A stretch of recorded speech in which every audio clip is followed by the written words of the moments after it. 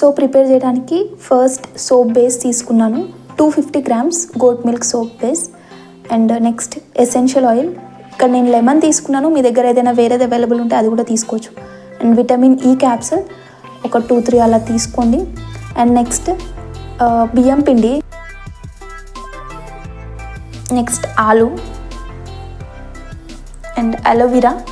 డైరెక్ట్గా చెట్టు నుండి తెంపగానే అలానే తీసుకోవద్దు, కొంచెం వాటర్లో ఉంచేస్తే ఎల్లో కలర్ అంతా వెళ్ళిపోతుంది. ఇప్పుడు అలోవెరా అండ్ ఆలు ఇవి రెండు మిక్స్ చేసుకొని పక్కన పెట్టేసుకోండి. నెక్స్ట్ ఒక బౌల్లో వాటర్ తీసుకొని, వాటర్ వేడైన తర్వాత డబల్ బాయిలర్ మెథడ్లోనే మనం సోప్ అంతా ప్రిపేర్ చేస్తాం కాబట్టి ఇంకొక బౌల్ తీసుకొని దాంట్లో సోప్ బేస్ వేసుకొని మంచిగా మిక్స్ చేయండి. అదంతా లిక్విడ్ ఫామ్ అయిన తర్వాత నెక్స్ట్ ఇప్పుడు మనం పక్కన పెట్టుకున్న బియ్యం పిండి అండ్ జ్యూస్ చేసి పెట్టుకున్నాం కదా, ఆ జ్యూస్ని కూడా దీంట్లో వేసేసి మంచిగా కలపాలి. ఇప్పుడు దీంట్లో విటమిన్ ఈ క్యాప్సూల్ వేసుకోండి.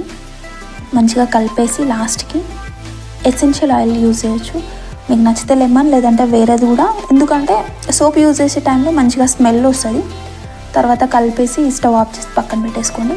మీ దగ్గర ఇంట్లో అవైలబుల్గా ఉంటే సిలికాన్ మౌల్డ్ యూజ్ చేయొచ్చు, లేదు అంటే నార్మల్ ప్లాస్టిక్ కంటైనర్ కూడా కొంచెం ఆయిల్ రాసి దాంట్లో వేసేసుకోండి.